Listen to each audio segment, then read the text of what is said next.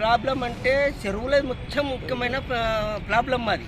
చెరువులకు మేము దిగేది కాదు, అది మమ్మల్ని చెల్లరాలు పని పెట్టిస్తుంది మేడం. అదొకటి. మాకు జీతాలు ఇస్తారు, మా దాంట్లోకి 500 కట్ చేసుకుంటారు. ఎవరు? ప్రభాకర్ రెడ్డి కట్ చేసుకుంటారు. ఇది చాలా దారుణం. ప్రభాకర్ రెడ్డి ఎవరు? ఆయన కాంట్రాక్టర్ ఆయన కట్ చేసుకుంటుండు. ప్రతి ఒక్కరి దగ్గర అటెండ్ చేస్తాడు. ఇక ఏమన్నా అంటే బెదిరిస్తున్నారు. ఇప్పుడు ఎయ్యికి చెప్తే ఎయ్యి అటెండ్ చేస్తాడు, ఆయన చెప్తే ఆయన అటెండ్ చేస్తాడు. ఎవరు మమ్మల్ని తీసుకోవాలి, ఎవ్వరు లేరు. ఎందుకు? ఎంతమంది దగ్గర కట్ చేస్తాడు అట్లా? మా 94 మంది దగ్గర కట్ చేసుకుంటున్నాడు. ఎంత? 500 500 దగ్గర తప్పకుండా కట్ చేసుకుంటాడు.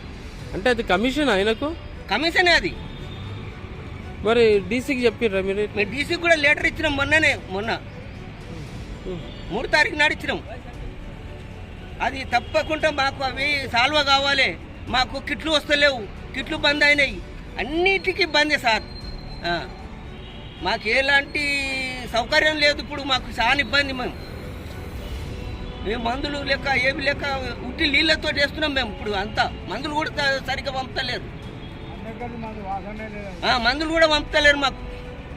అప్పుడు బైటెక్స్ వచ్చేది, బైటెక్స్ కూడా బంద్ చేసిర్రు, ఏది లేదు. ఇప్పుడు ఈ టీఆర్ఎస్ గవర్నమెంట్ ఎప్పుడైతే వచ్చిందో అది మొత్తానికి బైటెక్స్ బంద్ చేసిండు.